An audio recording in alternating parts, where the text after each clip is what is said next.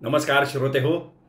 दीपक रेगे कथाकथन चॅनलवर मी दीपक रेगे तुम्हा सगळ्यांचं मनापासून स्वागत करतो. श्रोते हो, आज तुम्ही ऐकणार आहात विजय कापडी सरांच्या 2 in 1 या कथासंग्रहातली कथा. पण श्रोते हो, तत्पूर्वी तुम्ही जर आत्ता चॅनलवर पहिल्यांदा आला असाल किंवा बरेच दिवस तुम्ही चॅनलवर कथा कादंबरी ऐकताय पण तुमच्याकडनं चॅनल सबस्क्राईब करायचं राहून गेलंय, तर एकच विनंती करतो, कृपया चॅनल सबस्क्राईब करा. ऐकूया आजची कथा. विजय कापडी लिखित फर्स्ट क्लास प्रवास. गेल्या महिन्यात दामू सुकटणकर मद्रासला जाऊन आला. ऑफिसच्या कामाकरता त्याला ऑफिसतर्फे मद्रासला पाठवण्यात आलेलं होतं. मद्राससारख्या दूरच्या ठिकाणी ऑफिसच्या खर्चानं जायला मिळणार आणि प्रवास भत्ता खिशात पडणार म्हणून आपली वर्णी लागावी यासाठी त्याच्या ऑफिसातल्या अधिकारी वर्गात बरीच अहमहमिका चाललेली होती. पण मद्रास इथल्या प्रमुख शाखेनं कडक फतवा काढलेला होता की ज्याला कामाची प्रत्यक्ष संपूर्ण माहिती आहे त्यालाच पाठवा. दामू सुकटणकर हा साधा कारकून. सकाळी ऑफिसात पाय ठेवल्यापासून संध्याकाळी तिथून बाहेर पडेपर्यंत मान मोडून तो काम करतो. त्यामुळे त्यालाच कामाची संपूर्ण माहिती होती. त्याच्या ऑफिसातले अधिकारी जगातल्या इतर अधिकाऱ्यांसारखे फक्त सह्याजीराव आहेत आणि त्यामुळे शेवटी दामू सुकटणकरला पाठवायचं असं ठरलं. पण दामू एक मामूली कारकून असल्यामुळे ऑफिसने त्याला सेकंड क्लासचं तिकीट काढून दिलं. तर अशा रीतीनं जाताना दामू सेकंड क्लासनं गेला, येताना मात्र तो फर्स्ट क्लासने आला. फर्स्टचा प्रवास दामूनं यापूर्वी कधीच केलेला नव्हता. खरं सांगायचं ना तर गाडीच्या फर्स्टच्या डब्यात चढेपर्यंत आपण फर्स्टमध्ये चढतोय आणि पुढचा संबंध प्रवास आपल्याला फर्स्टनं करायचा आहे याचा त्याला पत्ता सुद्धा नव्हता मंडळी. झालं असं की मद्रासला जाऊन तिथल्या महाव्यवस्थापक श्रीयुत महालिंगम यांना भेटल्यावर त्यांनी दामूला आपले एक सहकारी भूतलिंगम यांच्याकडे पाठवलं. महालिंगम यांनी भूतलिंगमकडे पाठवल्यावर आता हा भूतलिंगम आणखी कुठल्या लिंगमकडे पाठवणार या धास्तीत असताना दामूला कळलं की आपल्याला भूतलिंगम याच्याकडेच काम करायचं आहे. मग मात्र काय, त्यांनी बाह्या सरसावल्या कामावर तुटून पाडला.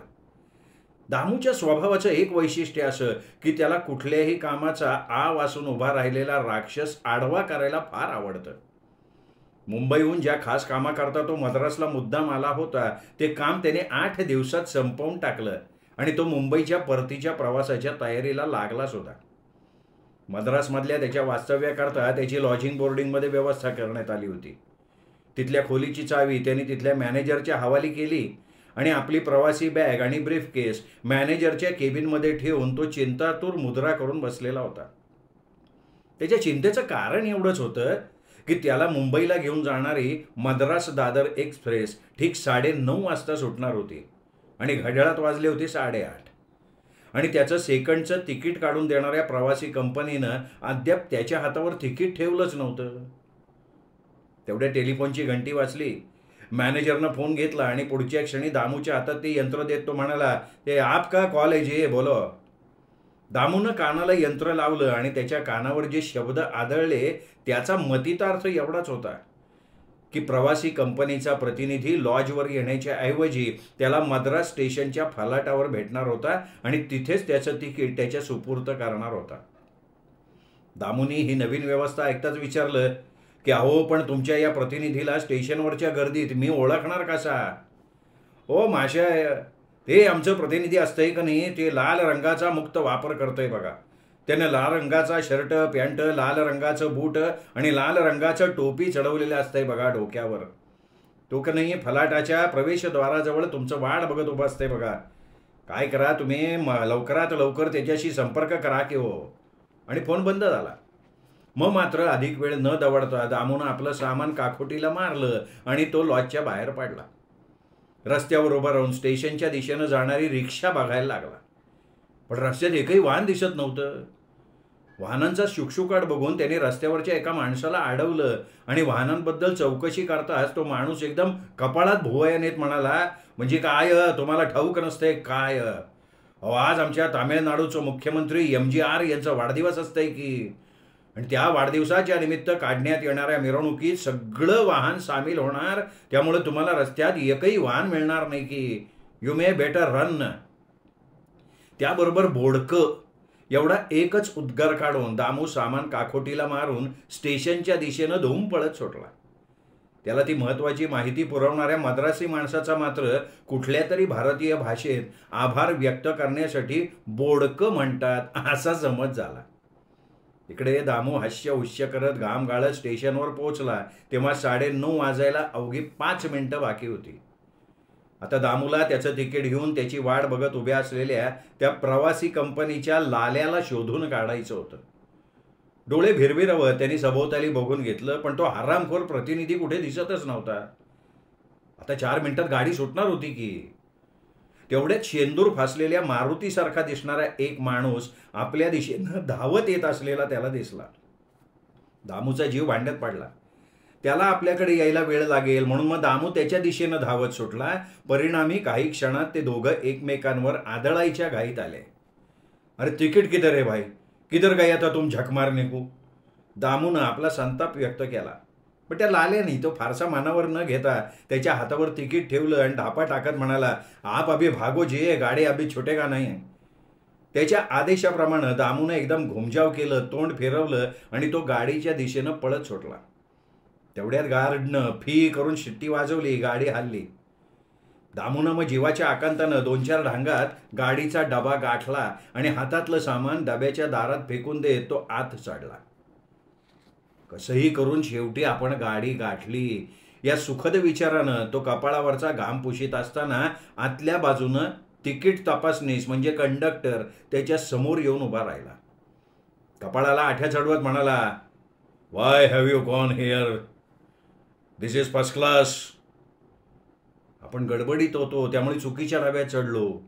आता पुढच्या स्टेशनात उतरून सेकंडमध्ये जातो असं दामूनं सांगण्याआधी कंडक्टरनं त्याच्या हातातलं तिकीट घेतलं खेचून आणि ते बघितून त्यांनी तो शर्मिंदा झाला आणि शर्मिंद्या सुरात म्हणाला, sorry, I am very sorry, please come inside.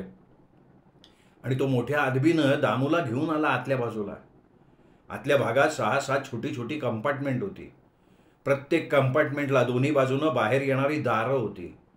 डब्यात गर्दी बिलकुल नव्हती. कोपऱ्यात खिडकीजवळ एक वृद्ध ग्रस्त बाहेर बघत बसला होता.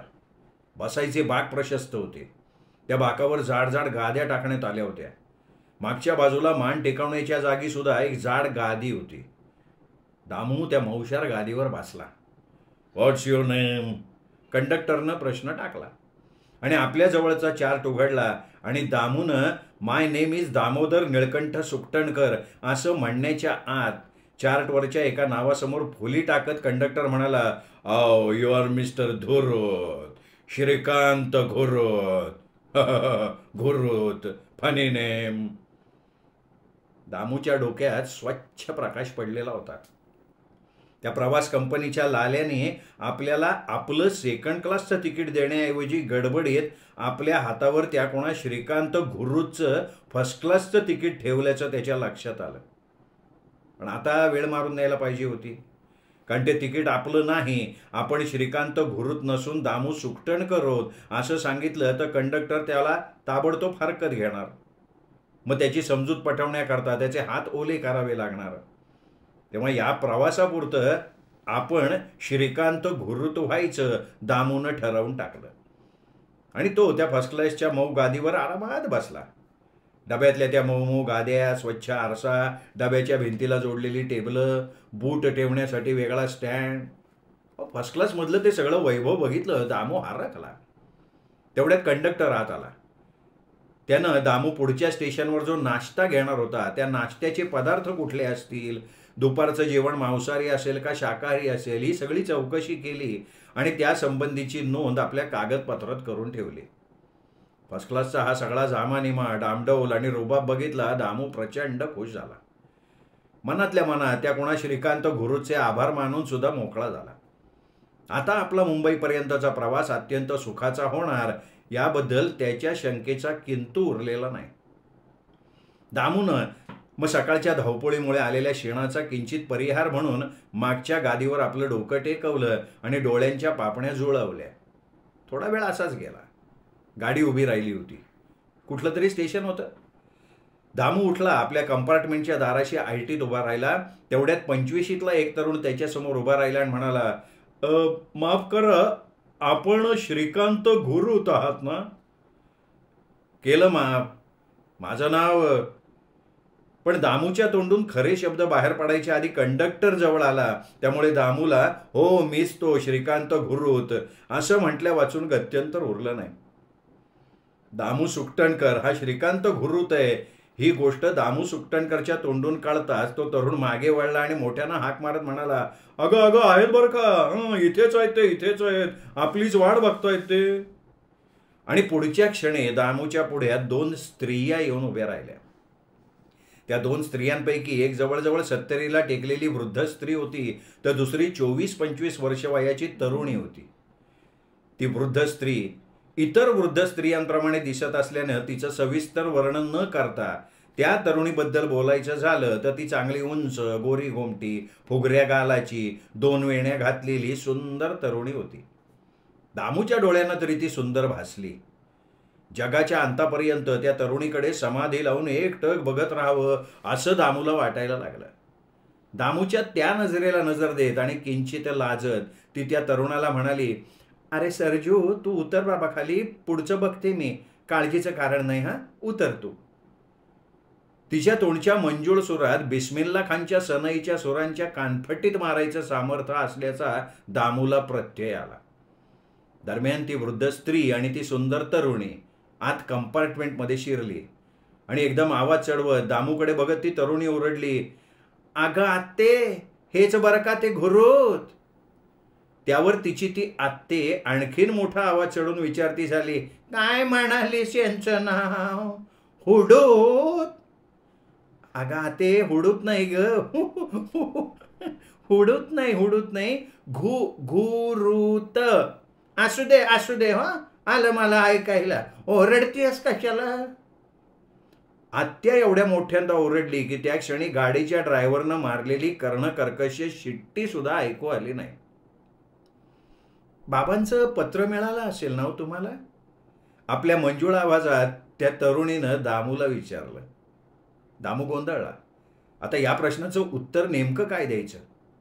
पण तेवढ्यात कंडक्टर आत आला आणि म्हणाला, तिकीट प्लीज. तरुणींनी 2 तिकीटं काढून त्याच्या हातावर ठेवली. मग कंडक्टरनं आपल्या जवळचा चार्ट उघडला आणि तिकिटाच्या नंबरांची नोंद करायला लागला. तेवढ्या दामूनं डोळ्याच्या कोपऱ्यातनं त्या तरुणीचं नाव बघून घेतलं. त्या 2 नावांपैकी एक नाव होतं प्रतिभा आणि दुसरी जयजयवंती धटिंगण. आता यातली प्रतिभा कोणती आणि जयजयवंती कोणती?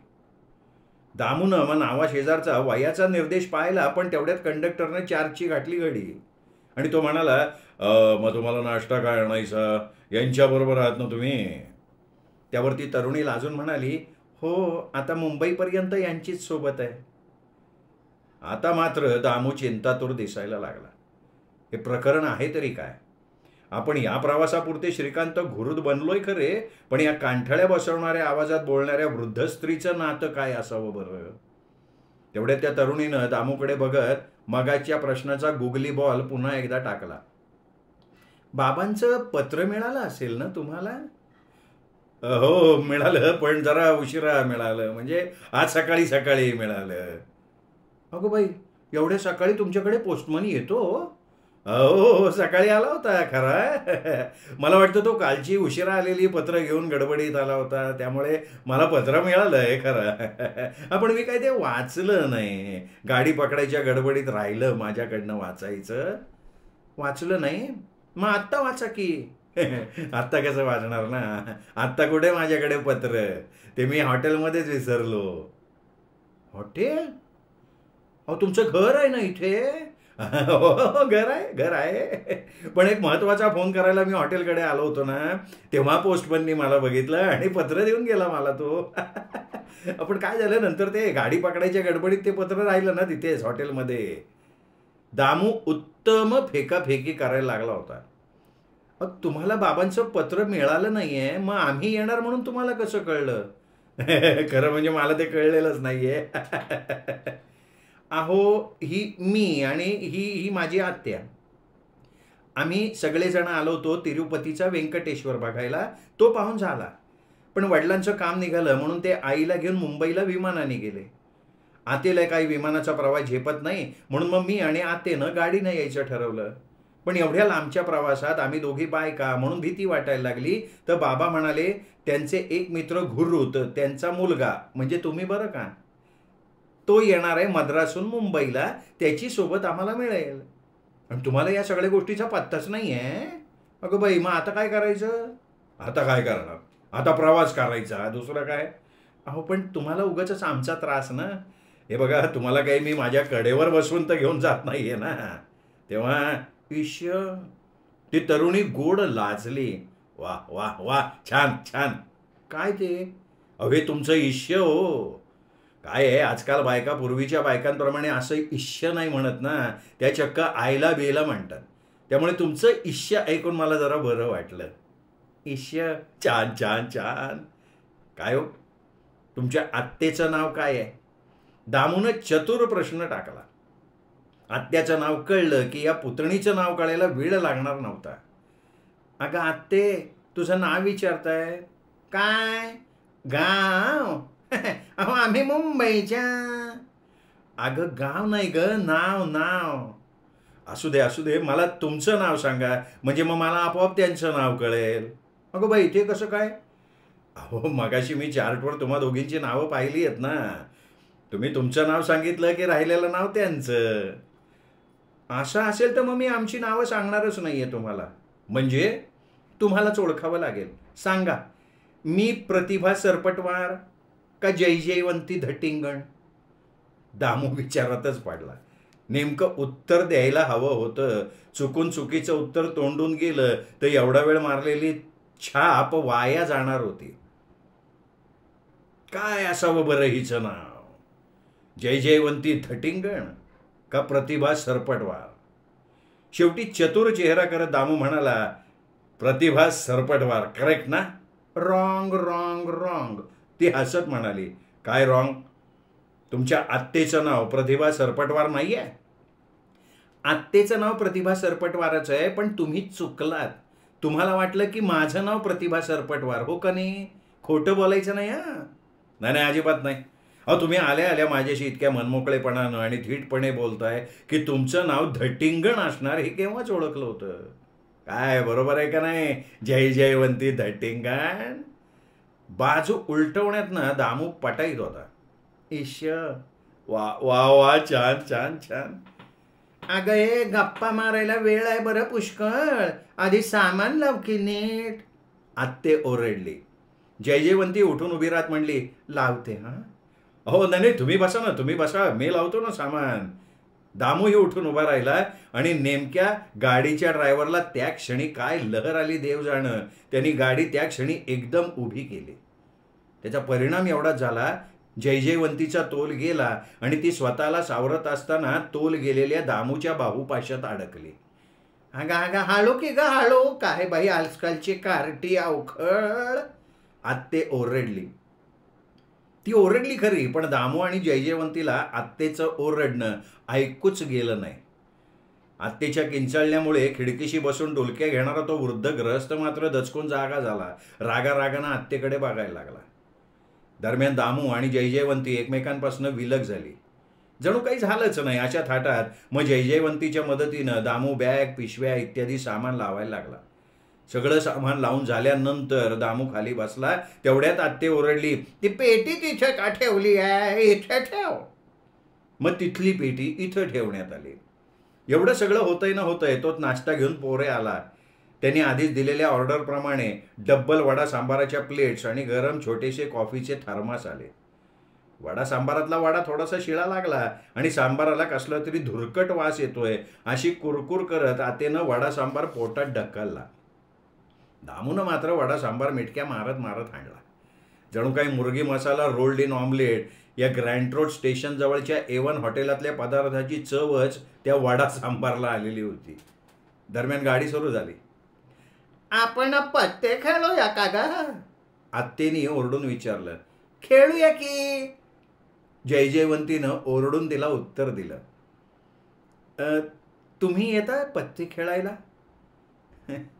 अगं आत्ते, पत्ते कसले खेळतेस? गप्प झोप काढ. आपल्या मनात आलेले हे आत्तेचे उद्गार दाबून ठेवत दामू फक्त म्हणाला, काय पत्ते खेळूया म्हणता का? खेळूया की खेळूया. काय झब्बू 5-3-2 का गुलामचोर काय काय? ईश, आत्ते रमीशिवाय दुसरा खेळ खेळत नाही हा. पॉइंटला 1 पैसा लावून रमी खेळते आत्ते. आणि मग पत्त्यांचा डाव रंगात आला. त्यानंतर दुपारची जेवणं झाली. संध्याकाळी मसाला डोसा चहा आला.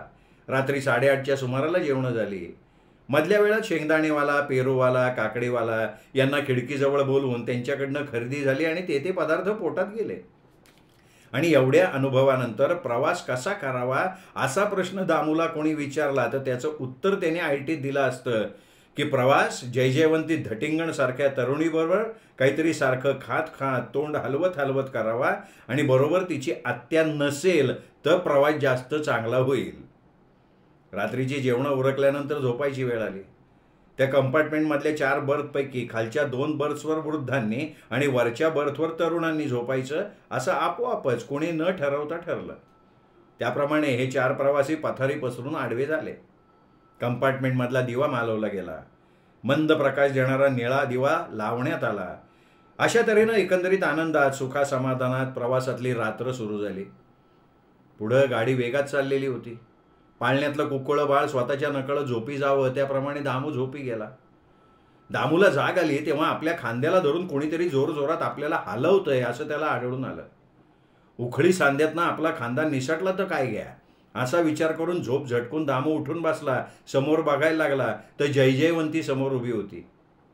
ती त्याला हलवून हलवून जागं करत होती. काय हो, काय झालं काय? सकाळ झाली काय एवढ्यात? दामूने विचारलं. उठता का जरा? आत्तेला बरं वाटत नाही हो. हां हां, काय झालं काय झालं? नाही नाही, एवढं घाबरायचं काही कारण नाही. आत्तेला असं होतं नेहमीच होतं. हां हो, पण तुम्ही संपूर्ण जागे झालाय ना?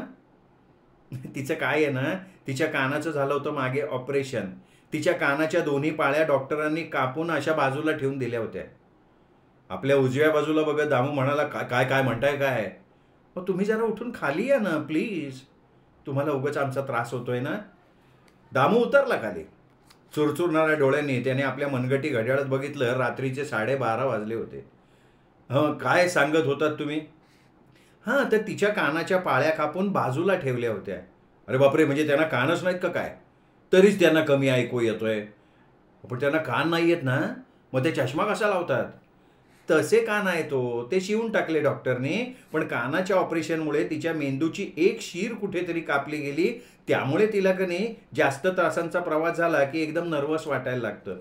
कुठल्याही क्षणी हृदय थांबणार अशी जबरदस्त भीती तिला वाटायला लागते. अगदी जीव आत्ता चालायलाच लागला असं तिला वाटायला लागतं. जयजयवंती सांगत होती आणि दामू धडधडत्या काळजानं ते ऐकत होता. गाडी वेगात वारा कापत धावत सुटली होती. मग आता काय करायचं? साखळी ओढून गाडी उभी करायची का? आता या जंगलात कुठं गाडी उभी करताय? पुढच्या स्टेशनवर कॉफी वगैरे आणूया. पण आपल्याला आता एक करायला पाहिजे. काय करायचं आता? आता आपण का नाही पत्ते खेळूया. पत्ते खेळायचे आत्ता रात्री 12:30 वाजता? हो, आत्तेला तुमच्या बरं वाटत नाही असं म्हणताय तुम्ही आत्ताच? दामूनं प्रश्नामागून प्रश्न विचारले आणि शेवटी तो आ वासून बघत राहिला. काय आहे, पत्त्याने खेळलं ना की आत्तेचं चित्त पत्त्यात लागतं. मग ती सगळं विसरते. अगदी चालू प्रवासाचा किंबहुना माझा तुमचा तिला विसर पडतो. मग तिला बरं वाटायला लागतं. मरणाचे विचार पळून जातात. खेळूयात का पत्ते? हो खेळूयात ना, पण मग त्याच्यासाठी दिवा लावायला लागेल. ईश्य, दिवा अर्थातच लावायला लागेल. रात्रीच्या काळोखात कसे बाई पत्ते खेळणार? अहो पण मग त्या आजोबांची झोपमोड होईल ना, त्याचं काय? अहो सध्या तरी ते घोरतायत ना, घोरू देत. आपण दिवा लावू, पत्ते खेळू, पुढचं पुढे. दामूनं मग दिवा लावून प्रकाश पाडला आणि तो आत्तेच्या शेजारी बसला. त्यानं आत्तेला बुद्ध्याच काही विचारलं नाही, कारण काहीही विचारलं असतं तर आत्तेने ओरडून उत्तर दिलं असतं आणि मग त्या आजोबांची झाली असती झोपमोड. अहो, पत्त्यांचा कॅट कुठे आहे हो? आजूबाजूला बघ जयजयवंतीनं विचारलं. अहो तो पत्त्यांचा कॅट तुमच्याकडेच होता ना मागाशी? अगं बाई, अहो पत्त्यांचा कॅट शेजारच्या कंपार्टमेंटवाल्यांनी मागून घेतला हो. आपली जेवणं झाल्यावर आपण झोपी जाणार म्हणून त्यांच्यापैकी एकानं कॅट मागितला. ठीक आहे ना, नेला ते नेला, काळजी करू नका. तुमच्या आत्तेचं चित्र दुसरीकडे लागावं एवढाच हेतू आहे ना. मग आपण त्यांच्याशी गप्पा मारू किंवा त्यांना काहीतरी वाचून दाखवू. सकाळी घेतलेला मद्रासचा हिंदू पेपर वाचलेलाच नाही आहे मी, त्यातल्या बातम्या वाचून दाखवतो की मी आत्याला. दामू उत्साहात आला, पेपरच उघडला. अहो इंग्रजी हिंदूत आत्याला कसली गोडी आणि आत्याशी कसल्या गप्पा मारताय. ओरडून ओरडून सकाळपर्यंत आपल्या दोघांचे घसे बसतील साप आणि आत्याचं बोलणं ऐकून आपल्या कानाचे पडदे फाटतील. हां तेही खरंच आहे म्हणा. मग काय करायचं, पत्ते खेळू की. पण पत्ते शेजारच्या कंपार्टमेंटवाल्याकडे आहेत ना, मग त्यांना उठवू. अहो मध्यरात्री उठवायचं त्यांना झोपेत ना. ईश्य, दारावर थापा मारल्या किंवा हाका मारल्या तर उठतील की ते, असं म्हणताय का. ठीक आहे, मग करूया त्यांना आपण जागं. दामूनं शेवटी निर्णय घेतला आणि आपल्या कंपार्टमेंटची दारं ढकलून तो बाहेर आला. त्याच्या कंपार्टमेंटच्या दोन्ही बाजूला ए आणि सी कंपार्टमेंट होती. आता दामूला प्रश्न पडला की पत्त्याचा कॅट नेला तो ए वाल्यानी का सी वाल्यानी. ही माहिती आधी गोळा करायला हवी होती. तो परत माघारी आला. तेवढ्यात त्याला आत येत असलेला बघून जयजयवंती म्हणाली, आणलात कॅट, किती हुशार आहात हो तुम्ही. नाही, मी विचारायला आलो होतो की कॅट नेला होता कोणी. अहो कुणी म्हणजे काय, शेजारच्या कंपार्टमेंटवाल्यानी. पण कुठल्या शेजाऱ्यांनी ना, म्हणजे डाव्या बाजूच्या का उजव्या बाजूच्या. हो तुम्ही दोघांनाही उठवा. हो दोघांनाही उठवू, उठवा दोघांना. कारण आता या क्षणी मला नेमकं आठवत नाही आहे ना कोणी नेला कॅट. ठीक आहे, बघतो काय करायचं. असं म्हणत दामूनं आपला मोर्चा सी कंपार्टमेंटकडे वळवला आणि दारासमोर उभं राहून त्यांनी हलक्या आवाजात हाक मारली, अहो अहो अहो कुणी जागा आहे का हो. पण गाडीच्या खडखडाटी आवाजात दामूनं मारलेली हाक त्याची त्यालाच ऐकू नाही आली. मग त्यांनी दारावर चापट्या मारायला सुरुवात केली. इष्ट तो परिणाम दिसून येत नाही म्हणल्यावर त्यांनी मुठी आवळल्या, मुठींचा प्रहार सुरू केला. शेवटी दोन्ही हातांनी बुक्क्या आणि पायानं लाथा घालायला लागल्यावर कुठे काहीतरी आत हालचाल होतीये असा त्याला सुगावा लागला. तेवढ्यात दामू ओरडला, उठा उठा बोडकं तुमचं, उठा. अबे कोण आहे बे बाहर. मैं हूं मैं. अबे कोण होय मैं.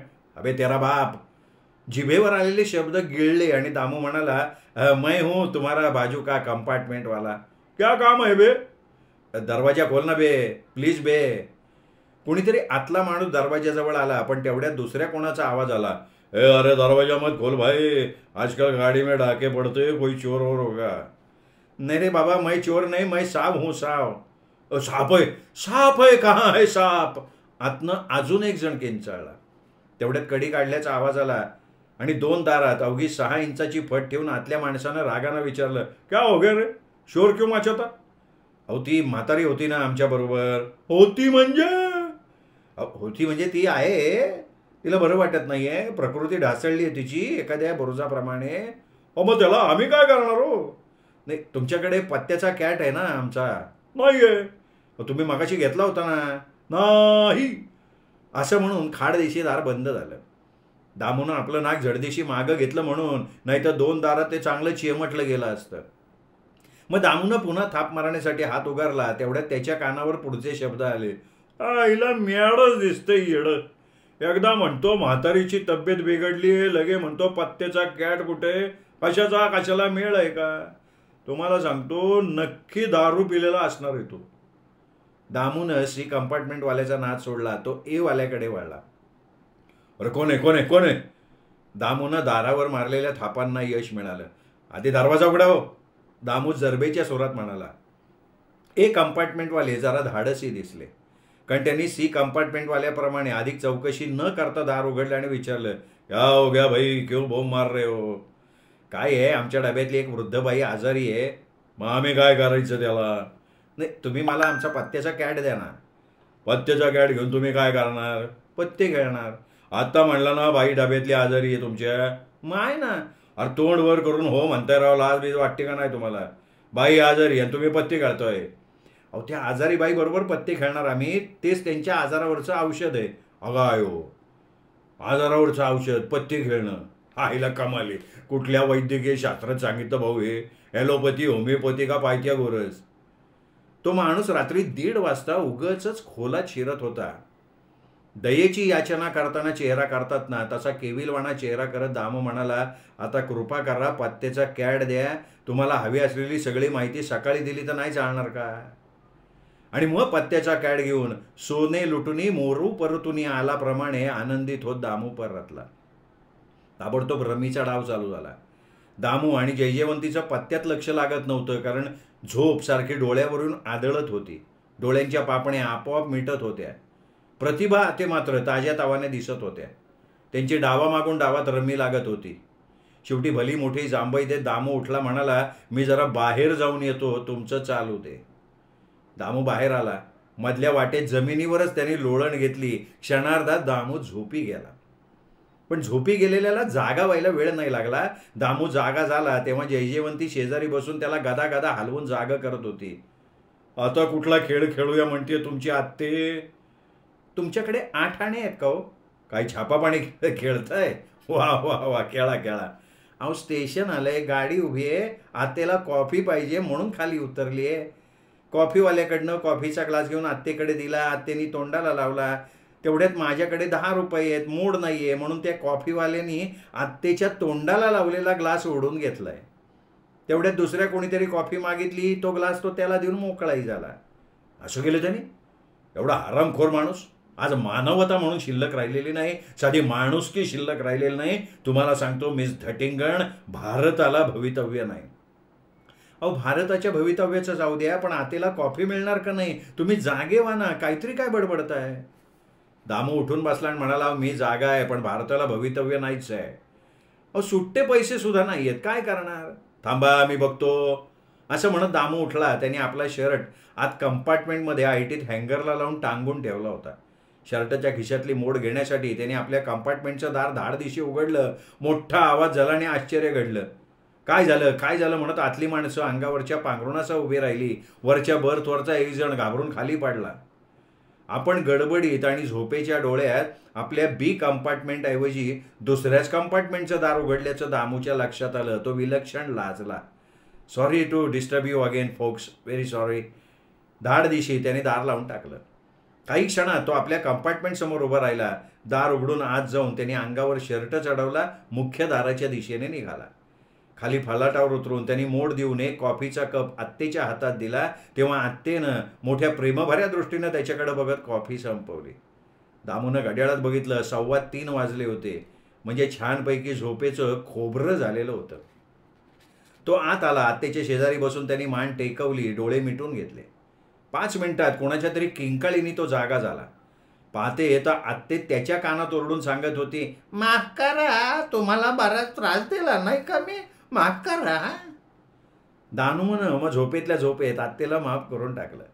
त्यानंतर पहाट होईपर्यंत मधल्या काळात 10-12 वेळा दामू झोपी गेला आणि 25-30 वेळा जागा सुद्धा झाला. पहाटे 5चा सुमार दामूला जाग आली. खाली वाकून त्याने अंदाज घेतला. आते शांत झोपलेली होती. दामूनं मग आपली नजर गाढ झोपी गेलेल्या जयजयवंतीवर वळवली. मग अशा झोपलेल्या अवस्थेतल्या तरुणीला न्याहाळल्याचं पाप करून परमेश्वर आपल्याला कधी क्षमा करणार नाही, म्हणून पुन्हा एकदा जयजयवंतीला डोळे भरून बघितलं आणि त्याने गप्प दिशी डोळे मिटून घेतले. आता 1-2 तास फर्स्ट क्लास झोप घ्यायला हरकत नव्हती. आपले चुरचुरणारे डोळे त्यांनी बंद केले. पण बंद डोळ्यासमोर जयजयवंतीचा गोड चेहरा आणून तो तसाच पडून राहिला. असाच थोडा वेळ गेला. दरम्यान गाडी उभी राहिली आणि त्याच्या कंपार्टमेंटच्या दारावर थापा पडत असलेले ऐकून तो टक्क दिशी जागा झाला. पुढे येऊन त्यांनी दार उघडलं तर दारात 4-5 तरुणी उभ्या होत्या. त्यांच्या हातातली वह्या पुस्तकं बघितल्यावर त्याच्या लक्षात आलं त्या तरुणी सकाळचं कॉलेज करणाऱ्या होत्या. म्हणजे आता पुणे स्टेशन यायला वेळ राहिलेला नव्हता. झोप घेण्याचा नाद सोडून मग दामू आत्तेच्या पायाजवळ बसून राहिला. पुन्हा आल्यावर चहा कॉफी झाली. गाडी मुंबईच्या दिशेनं धावायला लागली. आता जयजयवंतीचा निरोप घ्यायची वेळ आलेली होती. दामूनं ठरवलं की आपण श्रीकांत घुरुत नसून दामोदर सुकटणकर आहोत हे तिला सांगून टाकायचं. गाडीनं कल्याण सोडल्यावर तो जयजयवंतीकडे गेला. हलक्या आवाजात म्हणाला, मला काही सांगायचं आहे. मला पण तुम्हाला काहीतरी सांगायचं आहे. अरे च्छा, म्हणजे मुझे कुछ कहना है, मुझे भी कुछ कहना है, अशातला प्रकार झाला. हां, पण मग आता पहिले तुम. मी तुम्हाला मी श्रीकांत घुरुत असल्याचं सांगितलं, पण मी श्रीकांत घुरुत नाही आहे. तुम्ही श्रीकांत घुरुत नाही? मग तुम्ही आहात तरी कोण? मी दामोदर सुकटणकर. काय झालं, मला भलतंच तिकीट दिलं गेलं होतं. म्हणजे काय बाई? म्हणजे त्या श्रीकांत घुरुतचं फर्स्ट क्लासचं तिकीट कसं कोण जाणे, पण माझ्या हातात आलं आणि त्यानंतर अशा काही घटना घडत गेल्या की मी श्रीकांत घुरुत नाही तर मी दामोदर सुकटणकर आहे हे सांगायची संधीच नाही मिळाली. हो का? अगं बाई. जयजयवंती विचारात पडली आणि हसत म्हणाली, ते शेक्सपियरनीच म्हटलंय ना, का बर्नार्ड शॉनी म्हटलंय, का आपल्या पु ल देशपांडेंनी म्हटलंय? हो काय म्हटलंय ते सांगा ना. नाही का नावात काय आहे? गुलाबाला चाफा म्हटलं मग काय गुलाबाचा सुगंध राहणार आहे का तसाच? म्हणजे तुम्हाला काय म्हणायचं आहे काय? साध्या शब्दात सांगाल का? काय आहे ही साहित्यिक भाषा माझ्या डोक्यावरनं जाते हो. सबंध रात्रभर झोप न मिळालेल्यामुळे असं होत असेल कदाचित. अहो सोपं आहे, मला कोणाची तरी सोबत हवी होती. ती श्रीकांत घुरुतनं दिली का दामोदर सुकटणकरनी दिली हा प्रश्न तितका महत्त्वाचा नाहीच आहे. मला तुमची सोबत मिळाली, अगदी भरपूर मिळाली. तुम्हाला सांगू का, असं वाटतं की हा सोबतीचा प्रवास कधी संपूच नये. तुम्हाला खरंच असं वाटतंय? अगदी मनापासनं वाटतंय तुम्हाला? अगदी मनाच्या खोल तळापासनं वाटतंय तुम्हाला? वाटतंय म्हणजे काय? अलबतच वाटतंय. का? नाही काही नाही, कारण मला सुद्धा तसंच वाटतंय ना. मग ठरलं. ठरलं. जयजयवंतीनं दामूच्या हातात आपला हात नकळत दिला आणि दामूनं तो कळून सवरून हळूच दाबला. दादर स्टेशन आलं. दामूच्या गाडीतला फर्स्ट क्लासचा प्रवास संपला.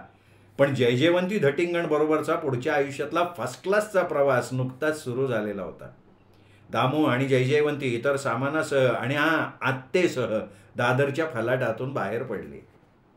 दोन तरुण हृदयांचं मिलन घडवून आणणाऱ्या त्या मद्रास दादर एक्सप्रेस गाडीच्या सेकंड क्लासच्या डब्यातनं त्या सुमाराला एक तरुण उतरला. सभोवताली बघायला लागला.